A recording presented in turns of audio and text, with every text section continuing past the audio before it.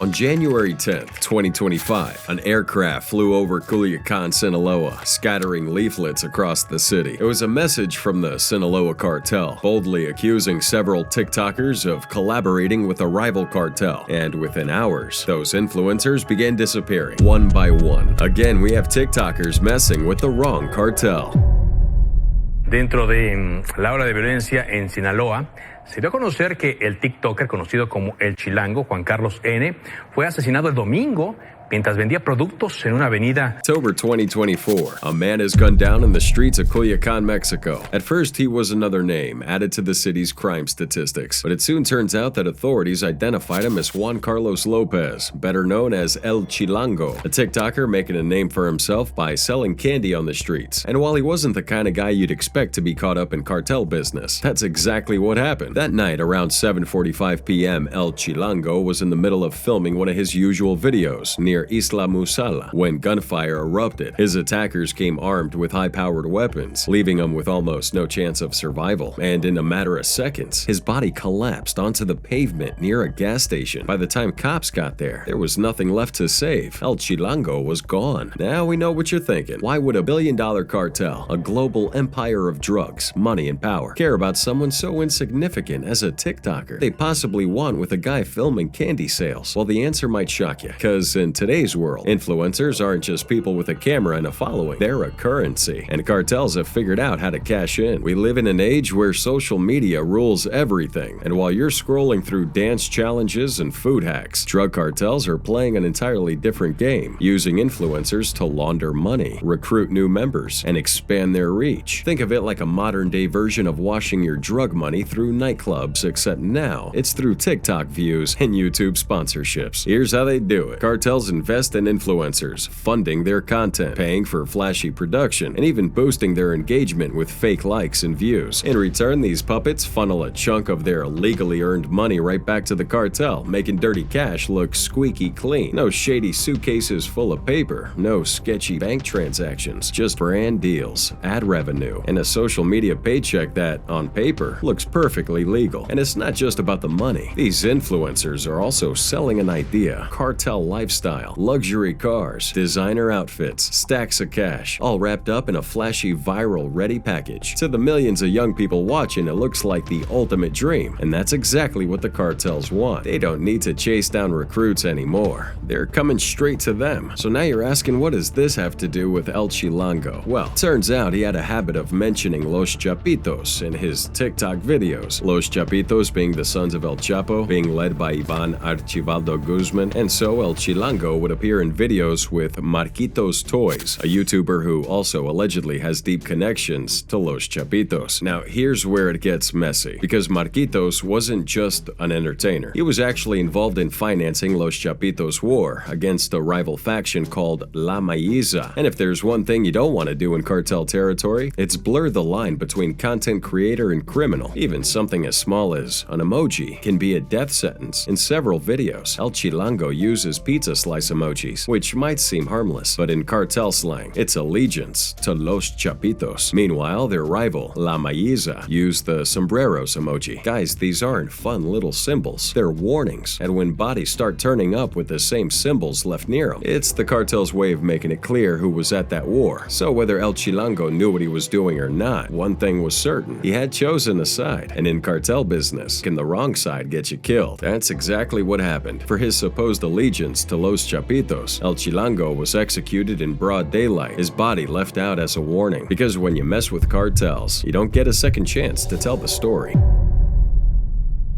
Now, we really don't know how to explain this, but just know that the story of Mexican YouTuber and TikToker El Pinky is going to send chills down your spine, because El Pinky died for one reason and one reason alone. He worked with the enemy, and in Sinaloa, that's a death sentence. On January 10, 2025, popular YouTuber El Pinky, real name Augustine Paul, was found dead in Culiacan, Mexico. His body told a gruesome story, signs of torture, bound hands and feet, and a single gunshot wound to the head. Authorities quickly linked that execution to the Sinaloa cartel, a brutal cartel known for handling their traitors. El Pinky, though, never made his ties to the criminal underworld public. His YouTube channel, Los Plebes de Barrancos, with over 100,000 subs, was focused on viral challenges and comedic skits, while his Insta and TikTok both showed the side of a fun-loving guy. But like we already teased in the beginning, his murder didn't come out of nowhere. Barely a day before his death, flyers were dropped from a plane over Culiacan, publicly accusing him of laundering money for La Mayiza. And it wasn't just baseless threats here, because other names on that hit list included Peso Pluma and fellow YouTuber Marquitos Toys, proving that social media influence has real-world power. Yet it doesn't even end here. Hours after El Pinky's body's found near the Benito Juarez State Bypass, a video surfaces online showing him bruised, bloodied, and bound. In the footage, he's being interrogated by cartel members, forced to answer accusations that he was working with La Mayiza. Now, experts say that his murder wasn't just a hit. It was another public warning from Los Chapitos. You see, in these cartel wars, influencers with reach are viewed as prime targets, especially if they're seen sympathizing with rival groups or even associating with them in any shape or form. So, El Pinky's association with La Mayiza sealed his fate. His murder was a message. This is what happens when you cross Los Chapitos. But trust us, he's not the only guy on this list that got horribly murdered, and we're definitely going to talk about it in this video.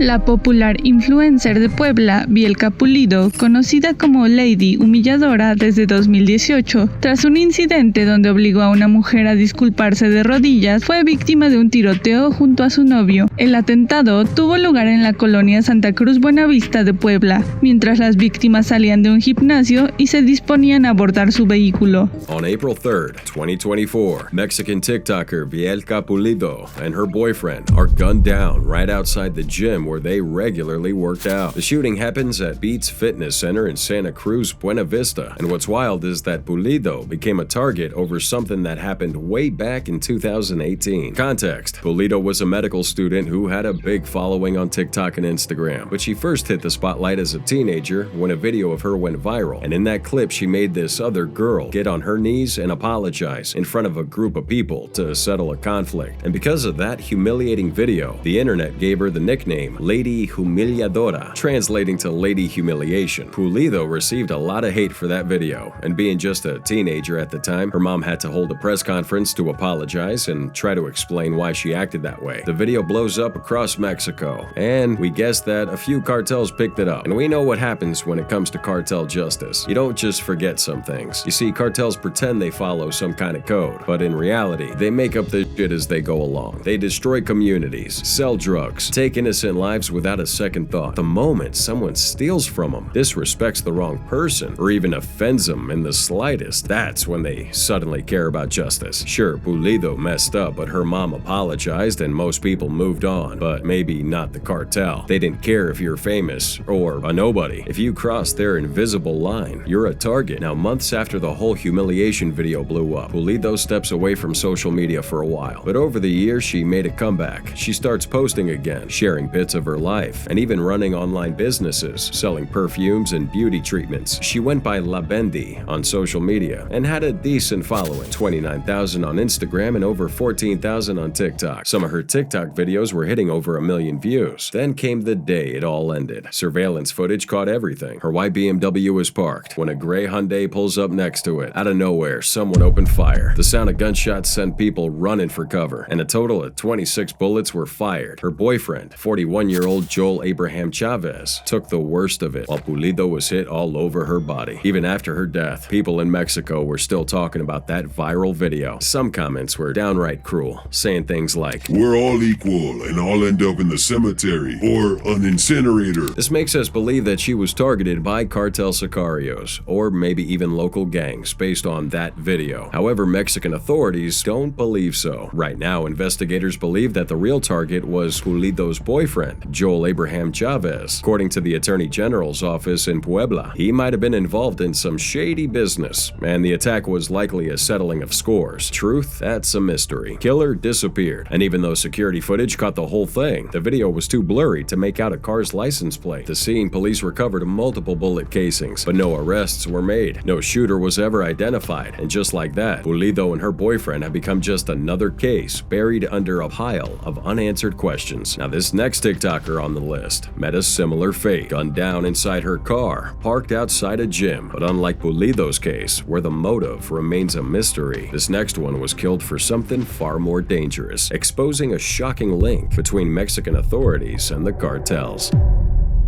December 4th, 2024, Fedra Gazziola, a Mexican fitness influencer and entrepreneur, was executed in broad daylight outside Hardcore Gym in Tijuana. It was 8:30 a.m., and she had just gotten into her black Mercedes-Benz when a man walked up and fired multiple shots and then sped off in a PT Cruiser. Paramedics rushed her to the hospital, but there was nothing they could do. She was gone. Her 217,000 Instagram followers and thousands of TikTok followers knew her for her fitness tips, fashion posts, and lifestyle content. She also co-founded Floor Clothing with influencer Sol Leon, and her last Instagram post showed her doing what she loved, modeling outfits from her store while sitting in the same car where she'd take her final breath. But here's the thing, this wasn't the first time violence had found her. Fedra was from Sinaloa, a region where cartel influence isn't just strong, it's daily life. And this wasn't even the first time someone had tried to kill her. Back in 2011, she survived a shooting while inside a Beamer in the Hipodromo neighborhood. Then in 2018, her partner was shot dead right in front of her and her young son in Colonia Agua Caliente. The case goes unsolved and authorities went weirdly quiet about it. And if you're thinking that's wild, wait until you hear what I'm about to explain next, because just a few months before her murder, in August 2024, Fedra goes on Insta Live and does something bold. She publicly accuses her then boyfriend, Hector Villegas Barquero, a former director of the Tijuana Municipal Police, of domestic violence.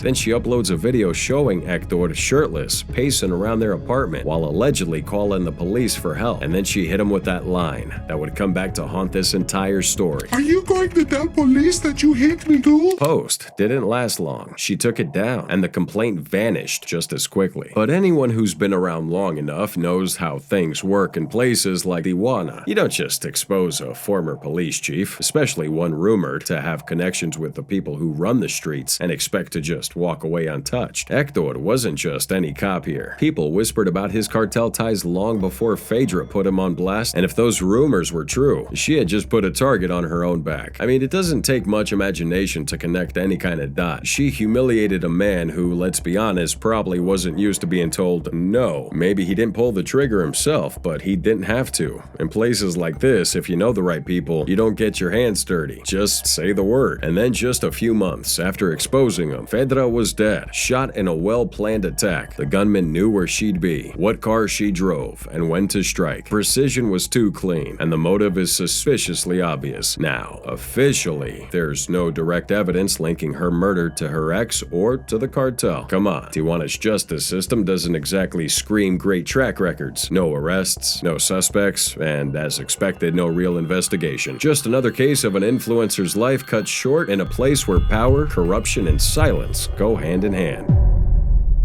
This is famous TikToker Sabrina Duran Montero, just months before she was shot in broad daylight for messing with one of Chile's most dangerous drug cartels. October 23rd, 2023, Sabrina was gunned down in southeast Santiago by two cartel hitmen, but her story didn't start that day. It actually began in May 2022, when a massive police operation led to her and her brothers getting arrested for running a drug business in Peñaflor, Chile. Sabrina wasn't just a social media star, she was running a drug trafficking group. And they weren't the only ones in town. Another gang, operating in Las Praderas, was their biggest enemy. Turf war turned the once peaceful area into a nightmare where people lived in fear. Things got so bad that the Chilean government sent 100 detectives to crack down on these criminal groups, searching every street and every home. Now, during one of those raids, Sabrina tried to escape by jumping out the back window of her hideout, but she was caught. She was charged with drug-related crimes and sentenced to 3 years in prison. But instead of keeping a low profile, profile. Prison life made her even more famous. While behind bars, Sabrina became one of the biggest influencers on TikTok, gaining over 610,000 followers under the username @Katrina Guzman, a name inspired by the infamous Mexican cartel boss Joaquin El Chapo Guzman. She also went by La Ina and the TikTok narco queen. And if you're wondering how she even managed to run an account from inside prison, let's just say Sabrina had her ways. At one point, she even tried to break out of prison by jumping from the third-floor window. That plan failed, and she was sent right back. However, none of that compared to what happened after she was released on supervised probation. Sabrina kept up her influencer lifestyle, posting videos of her flashing gold jewelry and expensive designer outfits. To her followers, she looked like she was living the dream. But behind the scenes, she was in danger. Why? Because her growing fame was shining a spotlight on her secret life. The more she posted, the more people idolized her and the world she came from. And that was a problem, not just for her enemies, but for the Chilean government and even her own gang. Sabrina had become too much of a liability now, and that meant one thing: she had to go. On the day she died, Sabrina was heading to a nail salon when 3 masked hitmen stopped her car. They forced her out and then shot her 8 times. A bystander records everything, capturing the moment the once powerful TikToker lay bleeding on the ground, helpless. After the shooting, the masked men would steal her car and drive it far away from the scene and set it on fire. ER services rushed her to the hospital, but she had lost too much blood. And as of today, no arrests have been made, and the Chilean police have no official suspects. But again, one thing is clear: Sabrina Duran Montero's murder was just one of many in a world where cartel violence happens every day, most of which the media never really talks about. Y bueno, en Sinaloa, varias cosas, la violencia no se detiene. Ayer estaba haciendo ejercicio y fue asesinado el influencer Adal Peña. On January 23, 2025, and Mexican police get a call about a body on Boulevard Rotarismo in the city of Culiacán. And by the time they get there, the body is confirmed to be that of 42-year-old social media influencer and TikToker, Adal Peña. But why Peña? Why would anybody want him murdered? People thought he hadn't crossed any people, and he hadn't messed with any cartel. His only offense was living in one of the most dangerous places in all of Mexico, Culiacán, Sinaloa. And that right there is enough to make you a target. Culiacán, home of the Sinaloa cartel, has always had a reputation for violence. But ever since El Chapo was locked up in the US and El Mayo was taken down, things have only gotten worse. The Sinaloa cartel, once a unified powerhouse, now has splintered into factions, each one vying for control in their own areas. Los Chapitos, the sons of El Chapo, are at war with Los Mayitos, the followers of El Mayo's sons. Violence has turned the city into a battleground, with heavily armed men moving through the streets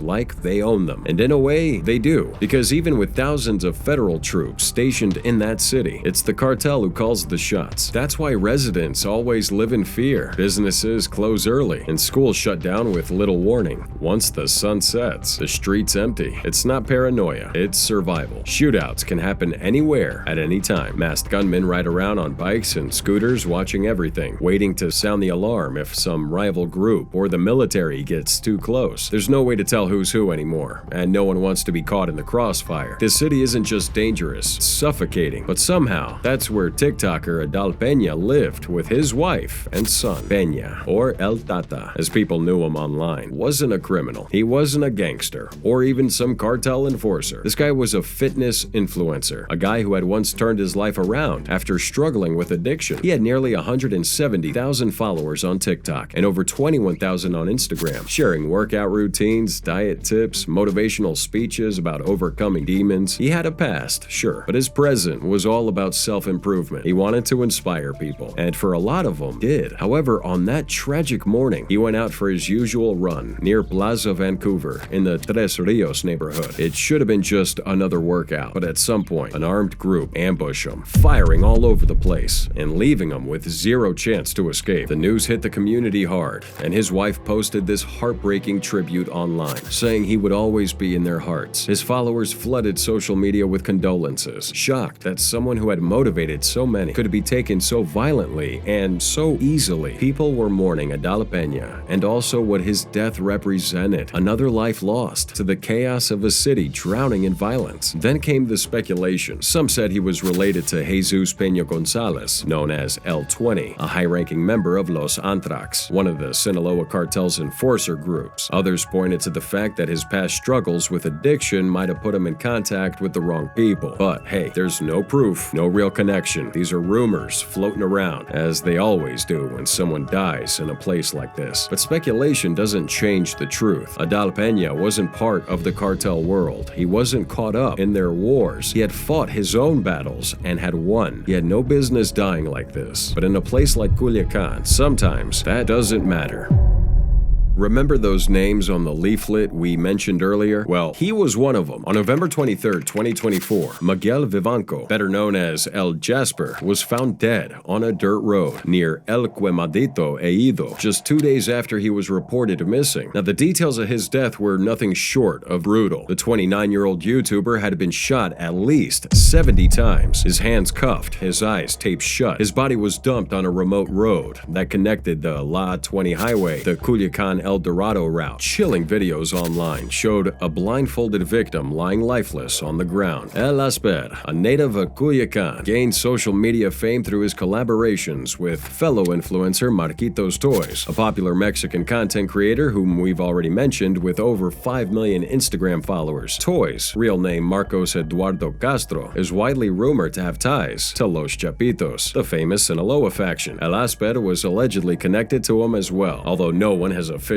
claimed responsibility for his murder. His family revealed, though, to Spanish media that just days before his disappearance, a group of armed men stormed his home in Sinaloa. Only months before his death, in September 2024, Mexico's Office of Control of Foreign Assets, OFAC, added El Jasper's name to a list of sanctioned individuals as part of an anti-drug operation. Reports suggested that his friend Marquitos Toys had been profiting from cartel activity. However, Toys denied any involvement, insisting in a series of Instagram stories that his wealth came from his online success, but he would also defend his close relationship with Nestor Isidro Perez Salas, aka El Nini, the head of security for Los Chapitos, claiming their friendship was personal and had nothing to do with criminal activity. But despite his denials, suspicions continued to swirl. When El Jasper's body was found, it was clear that he had endured extreme torture, his eyes covered with green tape, his hands bound, and his entire body riddled with bullets. Authorities believed the killing may have been a message from Los Chapitos, so given his previous ties to cartel activity, his violent end raises a lot of questions about what really led to his death. That murder is just one piece of a much bigger puzzle, one that paints a terrifying picture of cartel violence in Mexico. Kidnappings, extortion, and ruthless executions are common tools used by these syndicates to maintain power. With Jasper now connected to the Sinaloa cartel, many believe his fate was sealed long before that November night. Following his death, tributes poured in from family, friends, and fans, mourning the tragic loss of a social media star whose life was cut short in the most horrifying way. But in the world he was caught up in, there's only one brutal reality. Once you're in, getting out alive isn't guaranteed.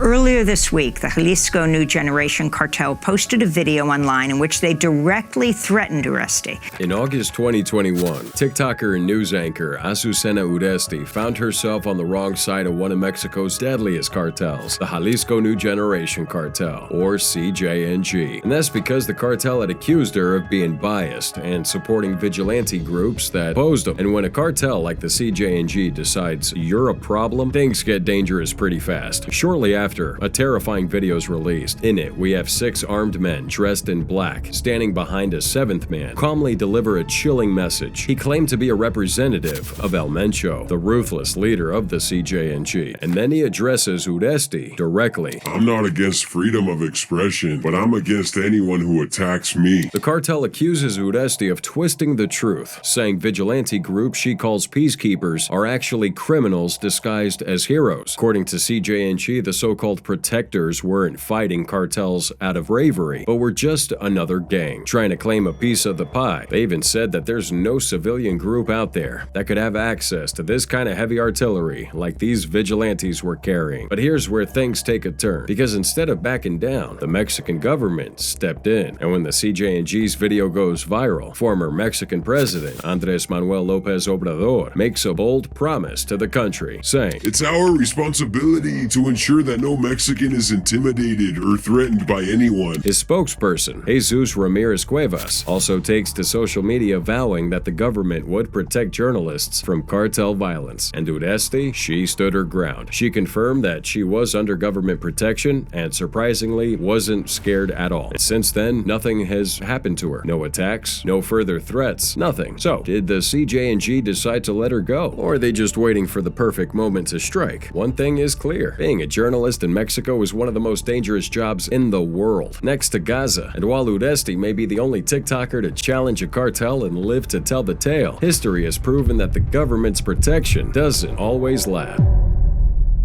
It's May 21st, 2019. Indian TikTok star Mojit Mo was sitting in a photocopy shop, scrolling through his smartphone, when two young men barge in wearing helmets, point two guns at him, and fire so many bullets into his body when police came that even his teeth were found in pieces. Tragic incident is the result of two factors: Mo's TikTok fame and his relation to one of India's most ruthless gangs. 27-year-old Mo was a gym instructor and famous TikToker in the small town of Najafgarh, Delhi. Now, before his death, he had amassed over 500,000 followers in a record-breaking time of just 8 months. And to the average TikToker, that's an almost impossible feat to accomplish. But to Mo, it was the beginning of his end. April 3rd, 2019. Court in India bans the use of TikTok on the grounds of making its young users vulnerable to abuse. The ban is lifted a few weeks later. However, some people still feel the need to put an end to the vices caused by this Chinese-owned app, beginning with its major influencers. Mo didn't really fit this criteria, but his influence on young Indians was really overwhelming. His persona of this Haryanvi bad boy with a good heart was close to his real self, and he tried to make every post better than the last. More emotion, more entertainment, more everything. In one skit, he gets out of his car and offers his expensive shoes to a homeless man who had some broken slippers. In others, he would sing, dance, share jokes, show off that gym-built body. The point was to keep up the pace, and thousands of people were watching his videos, some even recognizing him on the streets. Wherever he went, in Najafgarh or Dwarka, people asked him for selfies. Girls and boys wanted to be in his videos, until something interesting occurred. Mojit Mo had helped a friend invest 30 lakh rupees in property through a criminal property dealer named Mangu. Now, Mangu had a chain of legit businesses, but underground, he was a crime boss with a lot of enemies, one of whom was a drug lord named Dalal. Now, out of spite, Dalal orders the assassination of Mangu, putting an end to his empire. But what Dalal didn't know was that Mangu wasn't the head of his criminal organization. It was another man named Pialwani. So after Mangu's death, Pialwani takes everything he had, including his mainstream properties. At this point, Mo and his friend occupied one property formerly owned by Mangu. While Mo failed to make the 30 lakh payment he was supposed to, Pialwani pressured Mo to pay up, but he refused, insisting that he owed Mangu and not Pialwani. So this left Pialwani with no other option than to order the murder of Mojit Mo.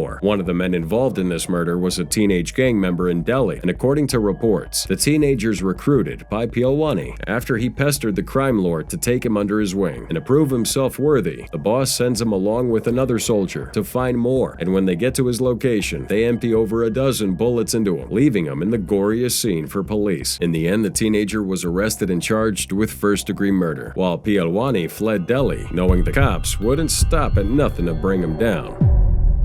On December 9th, 2024, Mexican TikTok star Gordo Perusi and his wife were brutally gunned down right outside their home in Culiacan, Mexico. Yeah, I know, Culiacan again. The 37-year-old, whose real name was Leobardo Aspuro Soto, was hit multiple times and died instantly, while his wife, Brenda Felix, was rushed to the hospital in critical condition. Didn't make it either. The attack happened around 10 p.m., and so far police have a whole lot of nothing. No suspects, no arrests, just another murder case in a city drowning in cartel violence. Well, Perusi wasn't some controversial figure stirring up trouble. This guy was known for making people laugh, building a massive fan base, 1 million on TikTok, 470,000 on the gram, and 172,000 on YouTube, where he posted sketches and funny stories. He also gained even more attention for his collaborations with Marquitos Toys, the influencer we mentioned already with 4.8 million on Instagram. But here's where it gets interesting. Before his death, Perusi recently fled to Cuba, claiming that his businesses had been attacked by a criminal gang. And if you know anything about how things work in Culiacan, that tracks. Cartels aren't just about drugs, they also run their own twisted version of a tax system. They extort business owners, demanding protection money, and if someone stops paying, well, let's just say the late fees are deadly. So maybe Perusi had been playing along at one point and decided to stop handing over cash. So in cartel logic, that's more than enough reason to make sure he never sees another light of day. Confirmed that he was gunned down by a drug gang, most likely linked to the Sinaloa cartel.